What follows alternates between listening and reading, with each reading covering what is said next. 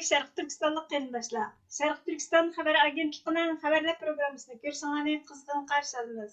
Tövəndə təfsili məzmunlarını diqqətinizə sunumuz. Şərq Türkistan sürgündü hökuməti 28 fevral günü 2-ci qatımlıq Şərq Türkistan Cumhuriyetining tunji Cumhuriyeti Elxan Töre Sağunining dunyodan o'tganligining 50 yilligini xotirladi.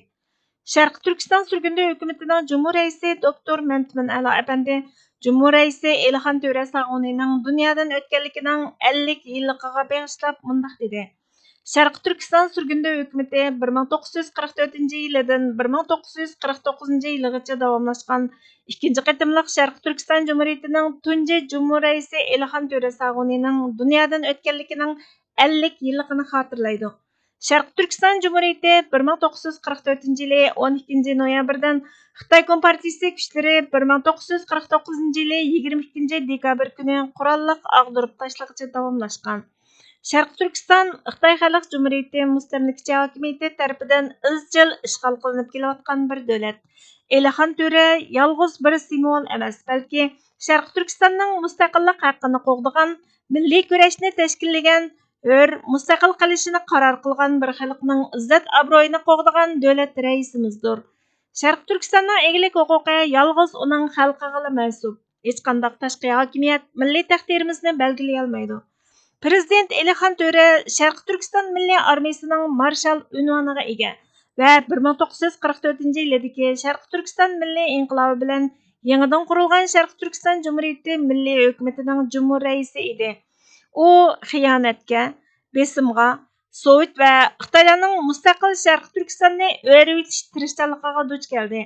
1946 yılı 6 ayda Sovet ittifoqi istihbarat organlari Prezident Elxan Töreni G'uljidan tutqun qilib, Toshkentdagi uyiga majburiy qamab qo'ydi.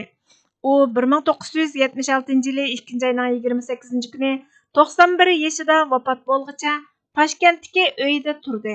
U uy turmasida turibmi mustaqilligimizning qandaq besimga, xiyonatlarga, bostirishga, oyoq osti qilinishga uchraganligini hujjatlashtirish orqali xalqimizga haqiqatni bildirishga tirishdi.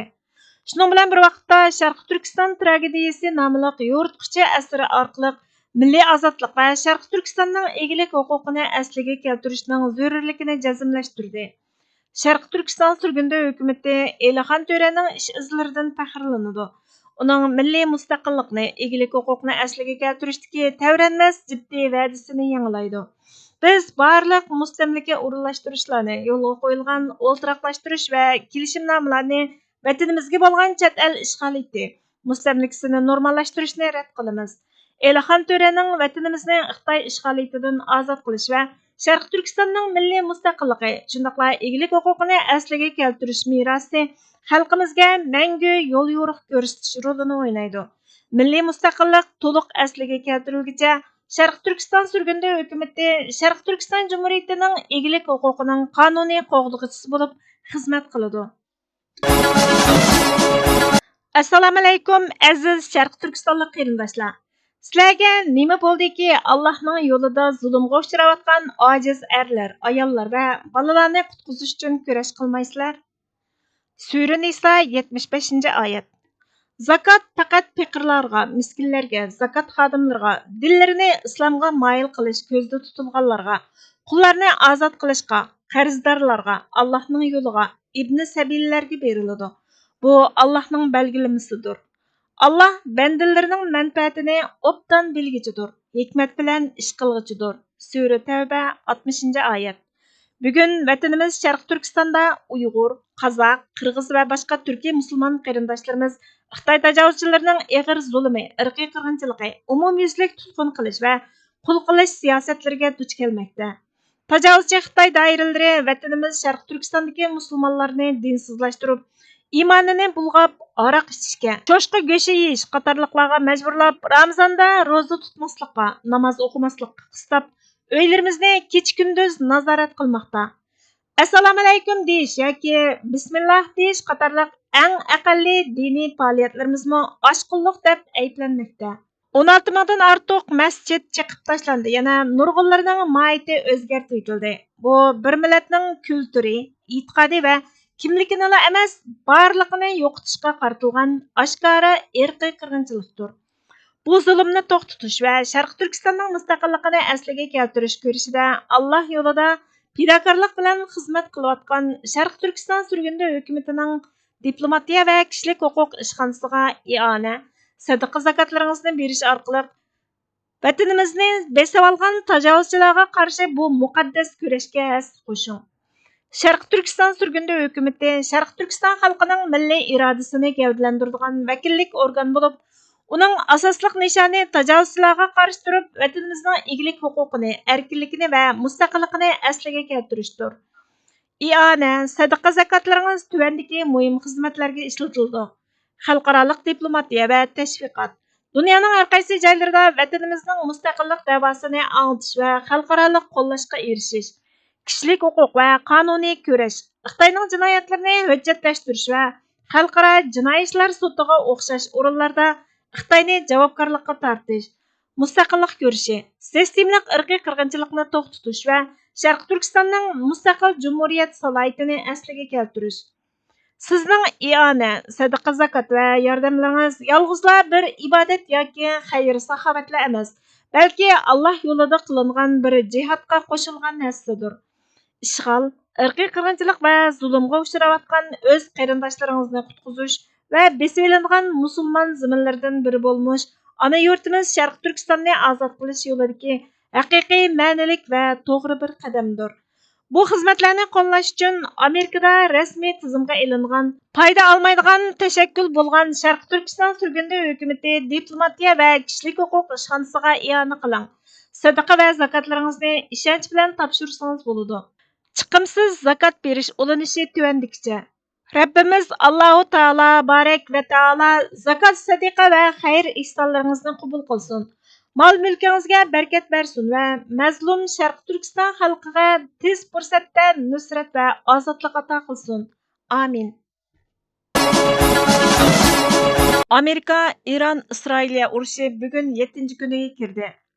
Navaltoday.com xabar to'rining 5 mart kunidagi xabariga qaraganda, İran İslam İnqilobiy qo'g'danish atriti dengiz armiyasi uchqusiz aeroplanlarining Omman qo'ltig'ida Amerikaning Nimitz darajalik USS Abraham Lincoln aviamatkasiga hujum qilganligini, buning bilan paraxod va uning hamroh paraxodlarining bu rayondan 1000 kilometrdan ortiq chekinganligini ilgari surdi.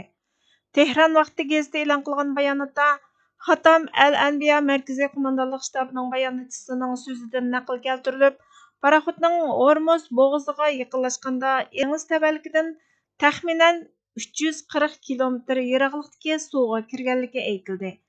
Bayonotda Hormuz bo'g'ozini kontrol qilish maqsadida Omman qo'ltig'ida Iranning dengiz tavalligidan 340 kilometr yiroqlikdagi suvga yaqinlashgan USS Abraham Lincoln paraxodi İran İslam İnqilobiy qo'g'danish atriti dengiz armiyasining uchqusiz aeroplanlari tarafidan hujumga uchradi deyildi. Bayonotchi yana paraxodning hamroh bo'lgan qo'g'lug'uchi paraxodlar bilan birlikda to'qinish yuz berganligi aytilgandan keyin tezla bu rayondan chekinganligini aytdi. Xitoyning davlat tashviqot televiziyasi USS Abraham Lincoln aviamatkasining Iran boshqariladigan bombasi tarafidan hujumga uchraganligi to'g'risidagi xabarlarni tantana bilan tabriklab xabar qildi. Hatta bu voqea dalillanishdan burun sun'iy aql orqali ishlangan bir sinni tarqatgan. Tarixdan bir qissa. Mo'ng'ul imperiyasining lashkarbashi Xulaku Bag'dodni besib oldi va shaharni keng ko'lamli qatlam qilishga boshladi. Ba'zilar bu qatlamda o'ldirilganlarning soni 200 ming desa, yana ba'zilar 400 ming deyishadi. Bag'dod shahrining qadimiy masjidlari, kutubxonalari va qasrlarini vayron qildi. Bu zalim Bag'dodni to'liq ishg'ol qilib bo'lgandan keyin o'zining Bag'doddagi eng katta olim bilan ko'rishkisi borligini aytib, xabarchini avatdi. Olimlardan birasi Xulagu bilan ko'rishga berishni xohlamaydi. Nihoyat Gadhan ismli texi soqolmi chiqmagan yoshlar madrasasining o'qituvchisi bo'lgan bir yosh yigit Xulagu bilan ko'rishga berishga qo'shildi. Gadhan Xulagu bilan ko'rishga manganda birdan to'ga, o'chka va to'xini billa elib oldi. Yosh olim Xulaguning bargohiga keldi va uning bilan ko'rishdi. Xulagu uni masxara qilgan holda, "Mening oldimga chiqish uchun ular sendan boshqa birsini topolmadimi?" dedi. Yosh olim uningga javoban, "Mendan cho'ngroq biri bilan ko'rishishni xohlasang, teshida bir tugi bor.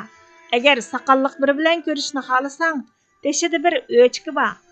Agar ovozi meningdimi ustun biri bilan ko'rishishni xohlasang, teshida bir to'qi bor. Xohlaganingni chaqir." Xulaku o'z qarshisidagi odamning bo'sh odam emas ekanligini bildi va savolni boshladi. "Mening shahringlarni besib olish uchun kelganligimning sababi nima?" Yosh olim uningga, "Sening bu shaharni besib olishingning sababi bizning gunohlarimiz, amallarimiz va Allohning bizga bergan ne'matlarini qadrlamaganligimiz. Gunohi maysatga cho'kib, qalblarimizning mol-dunyo va shahvatlarga berilib ketishidir. Allah bizga bergan ne'matlarni tortib olish uchun seni bizga azob qilib avatdi," deb javob berdi. Yosh olimning bu javobidan keyin Xulaku uningdan, "Undaqda meni bu yerdan kim ketkizib o'talaydi?" deb so'radi. Yosh olim, "Biz ne'matning qadrini bilib, Allohga loyiqida shukr qilgan, o'zaro bo'layotgan ixtiloflardan yiroq turgan vaqtimizda sen bu yerda turishga qodir bo'la olaysan," deb javob bergan. Bugungi xabarlarimiz bu yerda oxirlashdi. Bizga vaqt ayirganingiz uchun ko'pdan ko'p rahmat. Kelar qatimki programmamizda ko'rishguncha Allohga omonat bo'lgaysizlar.